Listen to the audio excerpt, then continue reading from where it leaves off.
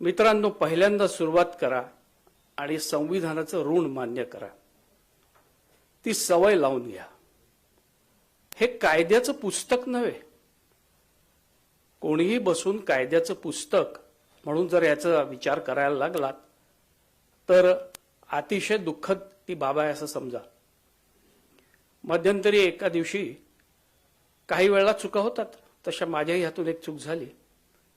एका गृहस्थांनी मला सांगितलं की 26 नोव्हेंबरचा दिवस आहे, त्यानिमित्ताने कुठल्या तरी वाहिनीवर संविधानाची चर्चा आहे आणि त्यात तुम्ही सहभागी व्हावं, थोडा वेळ आम्हाला द्यावा. चर्चा हिंदीत आहे. तर मी म्हटलं ठीक आहे, माझं हिंदी तेवढं चांगलं नाही आहे म्हटलं. पण ते म्हणाले नाही आप आइए. मी सहभागी झालो. चर्चेला सुरुवात करताना आपल्याला सगळ्यांना माहिती आहे की चर्चा सुरुवात करणारा माणूस आणि चर्चेचं सगळंच संचालन करणारा हा सर्वात अधिक बोलतो, दुसऱ्याला तो बोलूच देत नाही. त्या गृहस्थांनी बोलताना असं म्हटलं की संविधानातला हा भाग या संविधानातून या देशाच्या संविधानातून आपण घेतलाय. अगदी आयर्लंड पर्यंत तो आला आणि त्याने सांगितलं की आपण कुठून कुठून घेतलेला आहे. मला 2 वाक्य मी बोललो आणि त्याने नंतर पुढे मला बोलू दिलं नाही. हे खरं आहे. आणि बोलू न देण्याचं कारण असं की मी त्यांना सगळ्यांना म्हटलं की असं उधारीने संविधान मिळालेलं नाहीये, कोणाचं कर्ज घेतलेलं नाहीये आपण. प्रथम लक्षात घ्या की जे कष्टाने मेहनतीने संघर्षाने मिळतं ते असं उधार आणत नाही कोणी. काय उधार आणलं आपण? स्वातंत्र्याची उर्मी उधार घेतली, स्वातंत्र्य हवं म्हणून संघर्ष केला ते उधार घेतलं, त्यातला त्याग बलिदान काय काय उधार घेतलं आपण. ही पार्श्वभूमी, ही पूर्वपीठिका ज्याला माहीत नसते तो अशा उधारीच्या गोष्टी करत असतो. हे कुठलाच भाग आपण कोणाचकडनं उधार घेतला नाही. काही अनुच्छेद आहेत, काही भाग आहे, तो काही वेळेला कुठंतरी समान असू शकतो. तो समान धागा शोधण्यातच सगळा वेळ दौडवायचा की आपण जे आपलं संचित आहे त्याच्याबद्दल अभिमान बाळगायला शिकायचं. हे असं संविधान मिळत नसतं.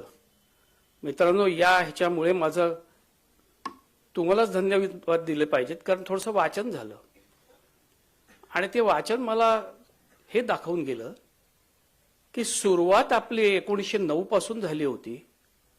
गव्हर्नमेंटचा तो काउन्सिल्स ऍक्ट होता, इंडियन स्टेट्सचा. त्याच्यानंतर 1919चा कायदा होता, 1935चा गव्हर्नमेंट ऑफ इंडिया ऍक्ट होता. त्यानंतर आपण संविधान सभेची स्थापना झाल्यावर संविधान करायला घेतलं. आणि जेव्हा संविधान करत असताना त्या सभेची स्थापना झाल्यानंतर पहिली सभा झाली, दुसऱ्या काही सभा झाल्या आणि आपल्याला स्वातंत्र्य मिळालं. स्वातंत्र्य मिळाल्यानंतर ते सगळं बदललं चित्र. ते इतकं बदललं की आपल्याला स्वायत्तता आणि आपल्या स्वातंत्र्याची जाणीव झाली, स्वराज्याची जाणीव झाली. तसाही प्रत्येक संघर्ष हा रचनात्मक होता. काहीतरी नष्ट करायचं असं काय आपली वृत्ती नाहीये, त्याच्यासोबत बांधणी करायची. तर हे बांधणी करण्याची प्रक्रिया सुरू झाली आणि बांधणी करण्याच्या प्रक्रियेमध्ये रचनात्मक करताना आपल्याला लक्षात आलं की सगळ्याच बाबतीत सर्वंकष असं मार्गदर्शन सर्वसमावेशक अशा पुस्तकाने किंवा संविधानाने व्हायला पाहिजे. आणि ते तयार करताना 2 वर्ष 11 महिने घेतलेत. कितीतरी सभा झाल्यात, कितीतरी उपसमित्या झाल्यात. स्वतः आंबेडकरांनी, डॉक्टर आंबेडकरांनी तयार केलेला मसुदा कितीतरी लोकांच्या हातून गेला, जशा त्या तसा स्वीकारला गेला नाही तो. आणि ही कोण मंडळी होती? ही सगळी देशभक्त होती. आजच्यासारखं चित्र नव्हतं मित्रांनो. कुत्र्या मांजऱ्यासारखे भांडत नव्हते ते. मतभेद असले तरी जाणीवा इतक्या स्पष्ट होत्या.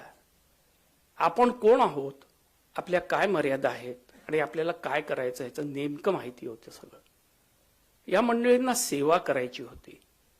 जवाहरलाल नेहरू, वल्लभभाई पटेल, मौलाना आझाद, इतर सगळ्या गोपालस्वामी अय्यंगार इतक्या सगळ्यांसोबत बसून या सगळ्या समित्यांनी आणि शेवटची ड्राफ्टिंग कमिटी ज्याला म्हणतो, मसुदा तयार करणारी, त्यांनी जे मसुदे तयार केले ते कितीतरी दिवस त्याच्यावर चर्चा होत राहिली, सुधारणा होत सुचवल्या गेल्या. ऑक्टोबर पासून ते पुढच्या वर्षीच्या नोव्हेंबर पर्यंत, म्हणजे जोपर्यंत 49 पर्यंत 1949 पर्यंत त्याच्यावर चर्चा होत होती. इतकं सहज साध्य शक्य नाही ते. असं कोणीतरी बसलं आणि एक पुस्तक तयार झालं, काहीतरी कलमांची जंत्री झाली असं नाहीये ते. संविधानाचा अर्थ हा समजून घेतला पाहिजे. त्याला म्हणूनच इंग्लिशमध्ये a body of fundamental principles or establish precedents according to which a state or other organization is acknowledged to be governed. Other organization हा शब्द बाजूला ठेवा. स्टेट ही व्यापक संकल्पना आहे. नेशन आहे, त्याच्यात राष्ट्र आहे. काही संकल्पना या भौगोलिक असतात. जर आपण सीमारेषा, भूमी असं सगळं पाहिलं, प्रदेश, तर मग त्याला देश म्हणणं योग्य आहे. राष्ट्र ही वेगळी संकल्पना आहे. जेव्हा लोक एकत्र राहण्याचं ठरवतात, तो संकल्प करतात आणि तशी वाटचाल करतात, तेव्हा राष्ट्र घडतं. लोकांचं राष्ट्र असतं, जमिनीचं, प्रदेशांचं, प्रांतांचा देश असतो. महामार्ग कितीतरी आपण करतो नाही. महामार्गांनी नुसती प्रदेश जवळ येत असतील, प्रांत जवळ येत असतील, माणसं जवळ येत नाहीत. माणसं जवळ आणण्यासाठी काहीतरी करावं लागतं, संकल्प करावा लागतो, प्रतिज्ञा करावी लागते. आणि प्रास्ताविकेत संविधानाच्या तेच म्हटलेलं आहे. हे आम्ही भारताचे लोक तिथपासून सुरू झालेली आहे. मित्रांनो, इंडिया की भारत ह्याच्यात मला पडायचं नाही. शेवटी राष्ट्र आहे का, ती राष्ट्र म्हणून जगतो आहोत का आपण, हे महत्वाचं आहे. आपल्या राष्ट्राची घडणी केलेली आहे, बांधणी केलेली आहे. ती सगळी घडी विस्कटू नये म्हणून प्रयत्न करायचा असतो. त्याला नाव काय द्यायचं ह्याच्याशी मला फारसं देणं घेणं नाही. त्यामुळे काय होतं की आपण हे विसरतो की हे सगळ्यांच्या प्रयत्नातनं उभं राहिलेलं आहे. हे असं होत नसतं. भारताचं संविधान हे घडत असताना तुम्ही बघा काय त्याचे प्रास्ताविकेतले शब्द आहे. मी जरा वेगळा विचार करतो. मी आपल्या मूलभूत कर्तव्यांपासून सुरुवात करतो, मग मार्गदर्शक तत्वांकडे जातो, मग आपल्याला मूलभूत अधिकारांकडे नेईल. परंतु प्रास्ताविकेपासून सुरुवात केली पाहिजे. हे प्रास्ताविक सुद्धा त्याची शब्दरचना बघा. हे अशी उधार घेतलेली वाटते का ते तरी बघा. ह्याचं कारण असं आहे की तुम्हाला मराठीमध्ये हे सांगणं जरा मला कठीण जाईल बऱ्याच वेळेला. काही अपरिहार्य कारणामुळे इंग्लिश शब्द तिथे येतील. प्रयत्न असा राहील आहे की आपल्या भाषेत आपण बोलावं. कारण हल्ली कुठलीच भाषा सरमिसळ केल्याशिवाय लोकांना बोलता येत नाही. मग अशी टीका मी करतो तर मी कमीत कमी इतर भाषेचे शब्द वापरले पाहिजेत. ज्या वेळेला संविधानाला 60 वर्ष पूर्ण झाली होती, त्यावेळेला एका ठिकाणी मला बोलावलं. त्यावेळेला मी एका सर्वोच्च न्यायालयाच्या निर्णयातनं काही परिच्छेद होते, त्यातली काही वाक्य वाचून दाखवली. त्या निर्णयातल्या 1990 सालचा तो निर्णय आहे. त्यात त्यांनी असं म्हटलं होतं की a constitution is a living and organic thing which of all the instruments has the greatest claim to be construed broadly and liberally. हा संविधानाचा अधिकार आहे, हक्क आहे की त्याचा व्यापक अर्थ लावला पाहिजे आणि मोकळेपणाने त्याचा तुम्ही विचार केला पाहिजे. अंतर्भूतच या गोष्टी आहेत. आणि म्हणून आपण काय करत होतो की ते बसलो असताना संविधानाची तयार करताना प्रास्ताविकेमध्ये त्याचं प्रतिबिंब उमटलं पाहिजे. कारण काय होतं, हल्ली फार फार आपण स्वस्तपणे सगळ्या गोष्टीकडे बघतो. फार स्वस्त झाल्यात त्या गोष्टी आपल्याला. हा योग्य शब्द आहे की नाही माहीत नाही, परंतु सहज मिळालेला आहे, त्यामुळे मूल्य नाही कशाचं. स्वातंत्र्य सैनिक हे काय पगारी नोकर नव्हते, ते काय आजच्यासारखे सैनिक नव्हते आणि आपली भूमिका तशी नव्हती. मित्रांनो, आपल्या संवेदना तेव्हा जागृत होत्या. कुणीतरी सीमेवर लढायचं, बलिदान आणि त्याग करायचं, आपण मात्र ते दूरचित्रवाणी किंवा दूरदर्शनवर पाहायचं. अशी पिढी तेव्हा नव्हती. कदाचित माझ्या जन्मानंतर ती अस्तित्वात आली असेल. आणि हे सगळे स्वातंत्र्य लढ्यात उतरलेली मंडळी, यांच्या प्रेरणा काय होत्या, त्यांना काय मिळवायचं होतं, त्यांच्या आकांक्षा काय होत्या, स्वप्न काय होतं, या सगळ्याचं प्रतिबिंब त्याच्यात पडतं. ही आपली मंडळी आपल्यापैकीच आहेत. ही पारतंत्र्यात गुलामगिरीत खितपत पडलेल्या जनतेला मुक्ती मिळवून देण्यासाठी तर त्यांचा ध्यास घेतलेली मंडळी होती. तुरुंग वगैरे ह्याचं त्यांना काही वाटायचं नाही. कित्येक महिने वर्ष अशी तुरुंगात जायची. हे सगळं स्वेच्छेने होतं आणि त्यात विचार फक्त आपल्या कुटुंबाचा नव्हता आजकाल सारखा. तो विचार सगळा इतका मोठा होता की माझ्या सगळ्या सोबतच्या आणि माझ्या जनतेच्या आणि माझ्या लोकांचं दुःख वेदना कमी करण्याचा. अशी माणसं जेव्हा त्यागावर आणि बलिदानावर राष्ट्र घडवायला बसतात तेव्हा त्यांचा विचार आपण समजून घेतला पाहिजे. या सगळ्या मंडळींची नावं बघा तुम्ही आणि किती वर्ष यांची तुरुंगात गेली असतील तो बघा. आणि म्हणून आपल्याला लक्षात येतं की जेव्हा ते राष्ट्र घडवण्याचा संकल्प करतात, ते जडणघडण करताना सर्वांगीण आणि सर्वसमावेशक असा संपूर्ण व्यवस्थित दस्तऐवज तयार करतात. तेव्हा तो तयार करताना हेतू हाच असतो की आता आपल्याला जे मिळालेलं आहे ते टिकवायचं आहे. दिशाहीन आणि भरकटलेले लोक आपण नको, आपल्यावर ती बिरुदावली नको. आज भारताचे सार्वभौम समाजवादी धर्मनिरपेक्ष लोकतांत्रिक गणराज्य कुठल्या तरी शब्दकोशातून उधार घेतलेले शब्द नाहीत. ते सुचत नाही म्हणून काहीतरी टाकलेले शब्द नाहीत. ते आम्हाला काही गृहीतकं शिकवली आहेत कायद्यामध्ये आणि कायद्याचा विद्यार्थी म्हणून. तेव्हा असं म्हटलेलं आहे की अगदी पार्लमेंट असो की कॉन्स्टिट्युएंट असेंब्ली तर पार्लमेंटच्याच दर्जाची होती. तिथं लोक अशा एकत्र बसत नाहीत. उगीच वेळ घालवायला तर अजिबात बसत नाहीत. आज काहीच करायला नाही तर कायदा करून टाकू असं कधी होत नाही. ते कायदा करायला बसलो आहोत, काही शब्द सुचत नाही, यांनी सांगितले त्यांनी सांगितले, मिळाले नाहीत तर बाजूला शब्दकोश ठेवून ते उचलू आणि टाकू असंही होत नाही. प्रत्येकाला काहीतरी हेतू आहे आणि म्हणून हे शब्द जे आहेत ना, हे बोथट करण्याची सध्या जी स्पर्धा चालली आहे त्यात आपण किती सहभागी व्हायचं हे तरुणांनी ठरवलं पाहिजे. वाया गेलेल्या पिढीने माझ्या नाही, आम्ही वाहत जातो. आम्ही म्हणतो ह्या शब्दांची गरज काय. कोणाला वाटत असेल समाजवादी हे काय पक्षाचं देवतं काय. धर्मनिरपेक्ष म्हणजे काय, तो काय आजकालचा कार्यक्रम आहे, चलनी शब्द आहे का. तर इथे हमी आहे. मित्रांनो, जरा लक्षात घ्या, मी काहीतरी जे सांगतोय त्याच्या मागचे माझी वेदना पण आहे की आपण हे समजून घेत नाही.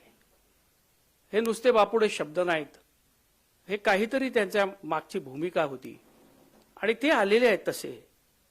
आता जर त्याच्यावर कोणाला हात लावायचा असेल, कोणाला गडबड करायची असेल, आणखीन त्याच्यामध्ये काही बदल करायचे असतील तर तुम्ही ते करा, पण या गाभ्याला हात लावू नका. हा गाभा तुम्ही नष्ट करू शकणार नाही. हे आता 368 कलमाचा आपण ज्या निकालान्वये अन्वयार्थ लावलेला आहे तो केशवानंद भारतीच्या निकालालाही 50 वर्ष झालेली आहे. किती मोठा कालखंड आहे हा. तेव्हा हा गाभा आपण नष्ट करता कामा नये. आणि मूलभूत आपली कर्तव्य काय आहेत, जेव्हा आपण ती मूलभूत कर्तव्य 51 कलमामध्ये बघतो, मित्रांनो, काही लोकांना असं वाटतं की काही काही कालखंडात काहीच चांगलं झालं नाही.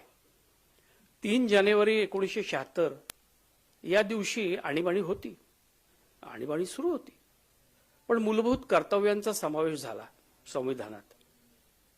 तो आणीबाणीचा परिपाक असेल, काहीतरी लादायचं असेल वगैरे तरी स्पष्ट असत असं मानूयात. तरी आपल्यावर हे उपकार आहेत, पण आपली मूलभूत कर्तव्य ही सांगावी लागलीत, ही अधोरेखित करावी लागली, त्याचा समावेश संविधानात करावा लागला. ही खरं दुर्दैवाची बाब आहे. आपल्याला मूलभूत कर्तव्य नागरिकांना समजत नाही आहेत. हे नागरिकांचं संविधान आहे. हे नागरिकांनी स्वतःप्रती अर्पित केलेलं आहे. हे नागरिकांनी ना एकमेकांना शाश्वती देतं. कशाची शाश्वती देतं? पारस्परिकतेची, सौहार्दाची. पण ह्याचं मोलच समजून घ्यायचं नाहीये. ही जंत्री आहे का काही? याच्यात सगळं आहे. मार्गदर्शक तत्व आहेत शासनाची, पण शासनाला मार्गदर्शक तत्वांचा अर्थ लावताना, प्रत्येक कायदा करताना तो विचारात घ्यायची आहेत ती तत्व. याचं जर भान राहत नसेल तर नागरिक म्हणून आपण त्याची जाणीव करून द्यायची की नाही, की आपलं औदासीन्य असंच ठेवायचं? जर सर्वात मोठी जबाबदारी आपली आहे, आपण दिलेलं स्वतःप्रती हे संविधान आहे, तर याचं महत्व समजून त्यांना जागं करणं, त्यांच्यावर सतत देखरेख ठेवणं हे आपलं कर्तव्य आहे की नाही? आणि हे का करतो आहोत आपण?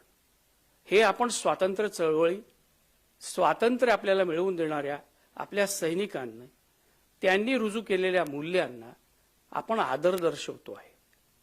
आपली जी काही प्रतीकं आहेत, हे आज आपण राष्ट्रगीत म्हटलं ना, हे एक प्रतीक आहे. राष्ट्रध्वज आहे. तद्वतच आपलं संविधान आहे.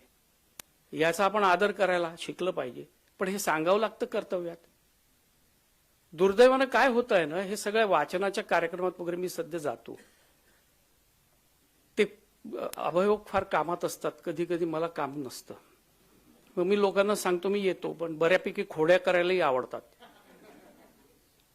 आता हल्ली गेली 2 वर्ष मला आमंत्रित केलं जातं.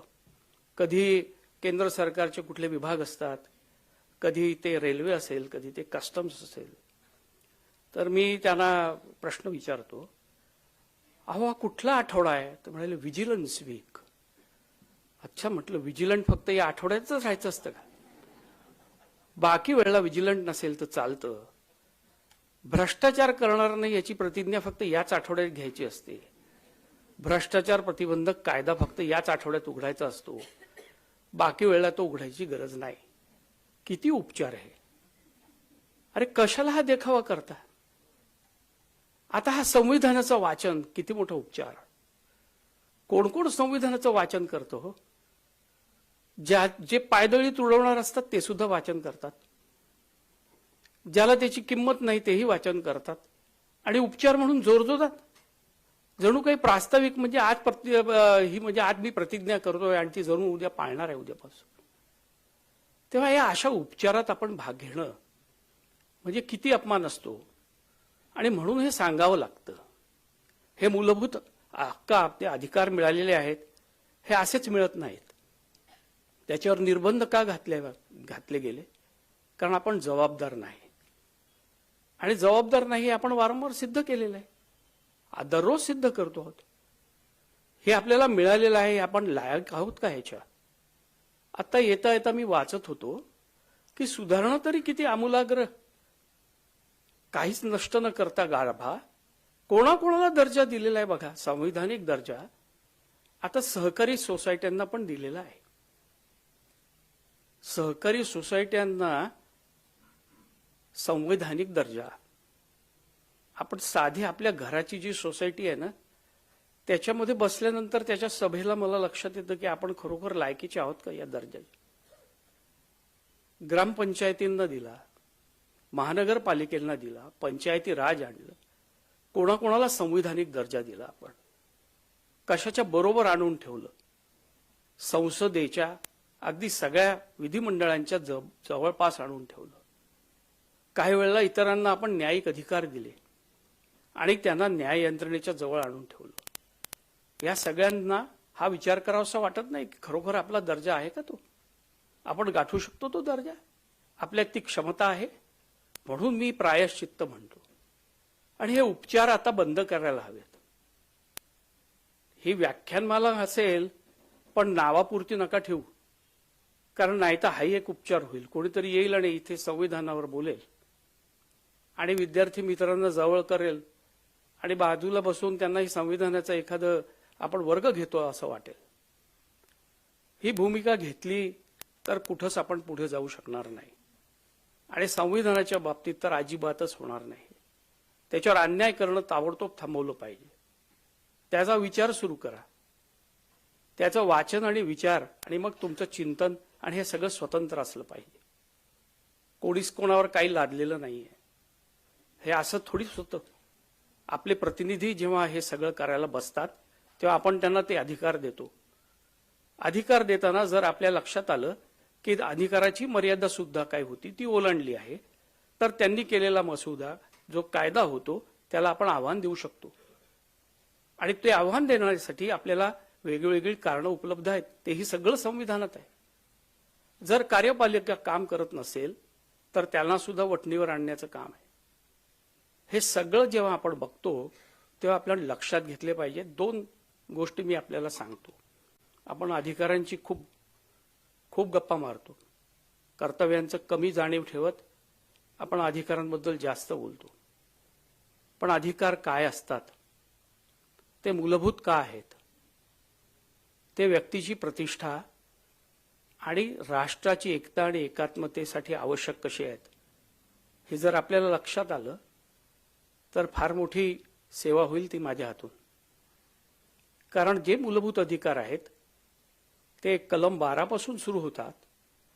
ते आपल्याला लक्षात येतं की ते अगदी आपल्याला धर्मस्वातंत्र्य मिळेपर्यंतचे अधिकार त्यात अधोरेखित आहेत.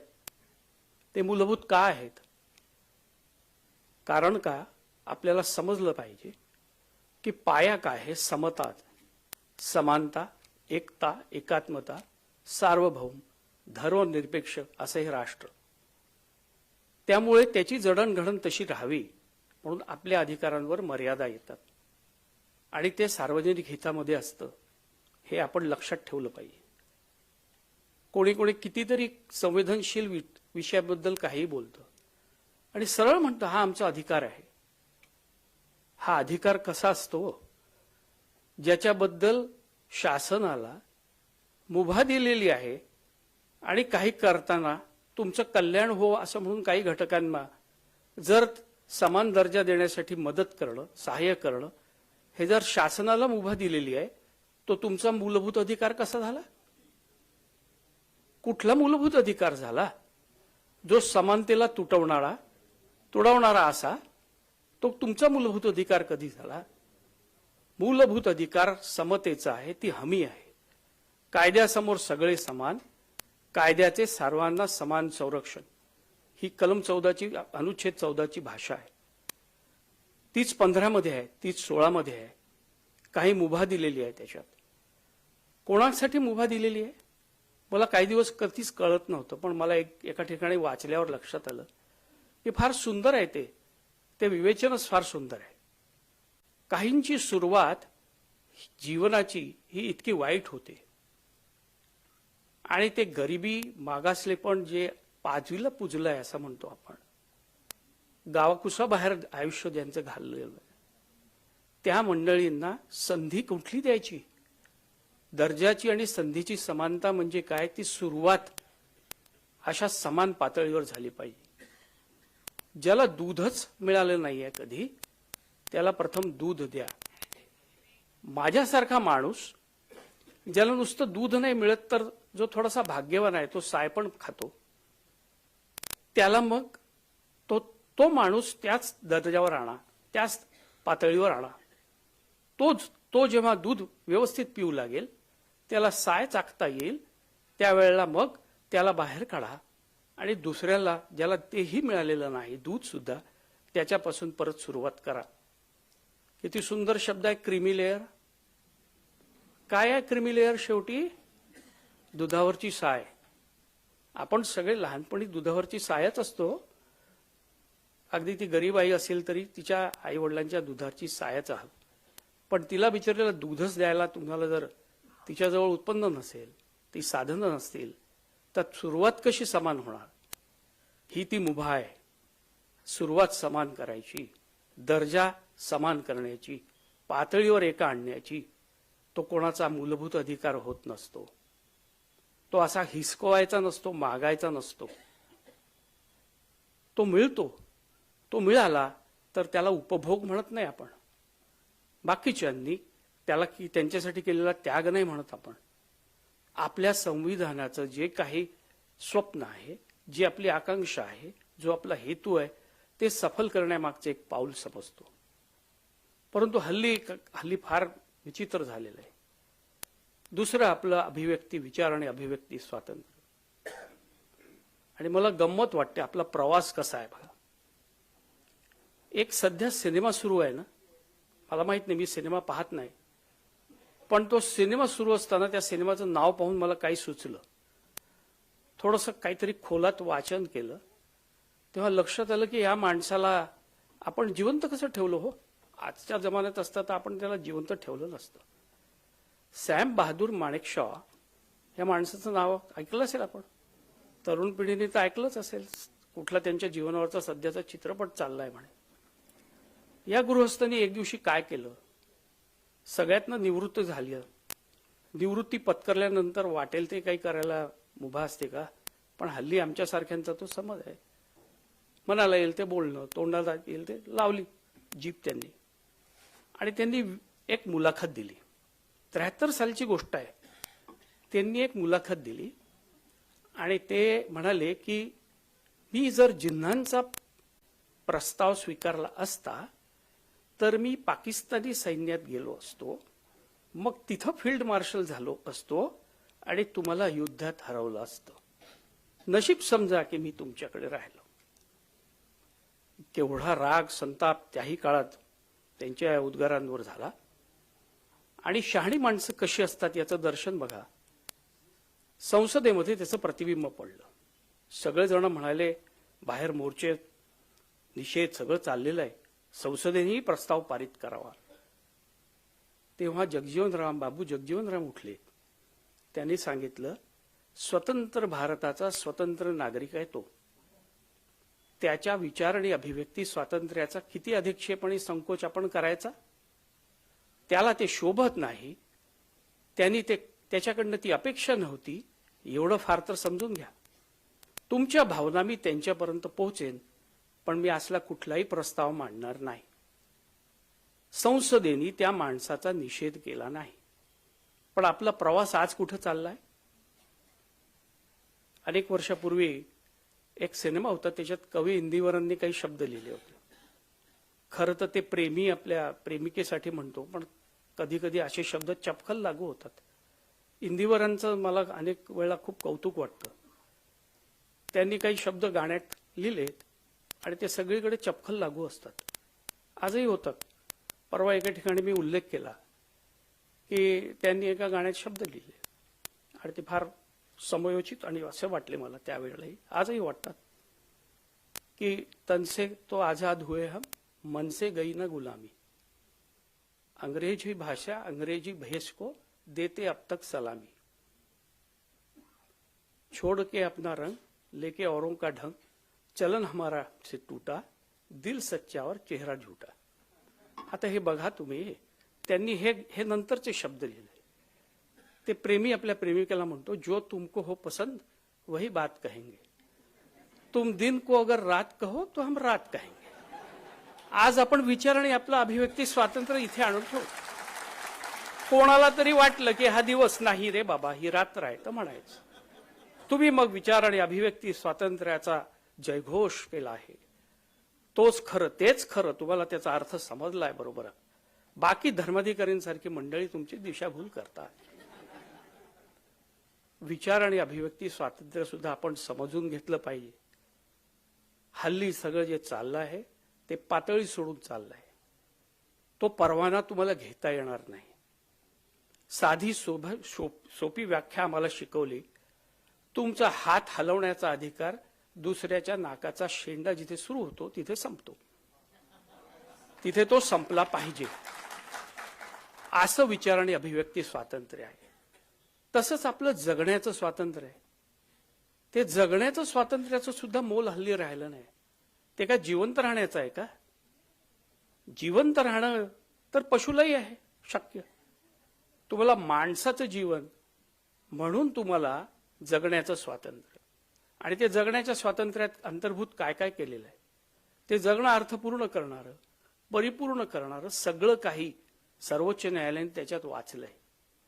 आणि ते वाचून त्याचा अन्वयार्थ लावताना तुमचं जीवन अधिक सुसह्य कसं होईल, नागरिक म्हणून तुम्हाला आपली कर्तव्य कशी पार पाडता येतील, शासन म्हणून तुम्हाला मार्गदर्शक तत्वांना अनुसरून तुम्हाला जर शासन कसं चालवता येईल, हे सगळं त्याच्यात आहे. आणि कलम 21 मध्ये काही लोक काही वाचतात, काही लोक काही वाचत नाहीत. त्याच्यासोबत 39 हे कलम वाचावं. एकत्रित कलम वाचलं तर ती हमी समजते काय आहे. ती न्यायाची हमी आहे, निकालाची आणि निवाड्याची हमी नाहीये. ती माझ्या बाजूने निकाल झाला तर न्याय झाला, निकाल निवाडा माझ्या विरोधात गेला तर अन्याय झाला. किती सोपी व्याख्या आहे. अन्याय अपमान सगळ्याची सोपी व्याख्या करून ठेवायची. आणि न्यायपालिका जी स्वतंत्र आहे, स्वायत्त आहे, त्याचं मोल समजून घ्यायचं नाही. अनादर दर्शवत राहायचा, वाटेल तसं वागायचं, व्यावसायिकता बाजूला ठेवून सुद्धा तिथं आपलं वागणं बेताल कसं राहील, बेजबाबदार कसं राहील एवढंच बघायचं. कशाचंच मोल नाही का आपल्याला? हे जगण्याचं स्वातंत्र्य मग तुम्हाला मिळणार नाही. असं जगणं होत नाही. त्याच्या सोबत येणाऱ्या सगळ्याच जबाबदाऱ्या तुम्ही स्वीकारल्या पाहिजेत. तुम्हाला power without responsibility, power without accountability याची सवय आणखीन कोणाला असेल तर ती होऊ द्या, नागरिकांना नको. आपल्याला जे अधिकार मिळालेले आहेत त्याची जाणीव ठेवून तसं जबाबदारीने वागा. उत्तरदायी आहोत आपण कोणाला तरी, आणि ह्याची जाणीव ठेवली पाहिजे. हे संविधानाची सेवा होईल. याच्यावर कितीतरी बोलता येईल. काय आहे, शेवटी तुम्हाला एक लक्षात आलं पाहिजे की 22 भाग आणि 395 असे अनुच्छेद, 12 परिशिष्ट, एवढं मोठं संविधान आहे. ते काय वाचून दाखवू की त्याचं मर्म सांगू? काय काय करायला पाहिजे तुमच्यासाठी? बाराखडी नाही आपण सुरुवात करणार. आपण त्याचा तिथं असलेला उल्लेख का आहे हे समजलं पाहिजे. 100च्या वर त्याच्यात सुधारणा झाल्या असतील, पण त्या सुधारणा का झाल्यात? सर्वच बदल ज्याला आपण म्हणतो ना, त्या सुधारणा नसतात. Every reform which is change for the better is reform. Reform is that which is change for the better. नुसतेच बदल हे रिफॉर्म नसतात, त्या सुधारणा नसतात. काही वेळेला काही बदल झाले असतील आणि काही बदल करावे लागले असतील, परंतु त्या समारंभपूर्वक केलेल्या बदलांचा सुद्धा आपण स्वीकार केला पाहिजे. उदाहरणार्थ, आपण आज वस्तू आणि सेवा कर देतो. कर भरण्याची सवयच नव्हती ना आपल्याला. कर हे नकोसं झालेलं होतं. पण राष्ट्र उभारणीसाठी, राष्ट्राला काहीतरी देण्यासाठी, सगळ्या सुविधा मिळवून देण्यासाठी ज्या मूलभूत आहेत त्यासाठी काही त्यागही करावा लागतो. तो जो कर आला तो आपण उत्पन्नावर आपला जो कर लावला होता तो इमानदारीने देत नव्हतो म्हणून. जो आपण आयात केलेले काय वस्तू होतात त्याच्यावरचा कर बुडवत होतो, उत्पादन केलेल्या गोष्टींवरचा कर बुडवत होतो, म्हणून असा सर्वंकष कर आणावा लागला. आणि त्या कराला आता आपण त्यातनंही पळवाटा काढू.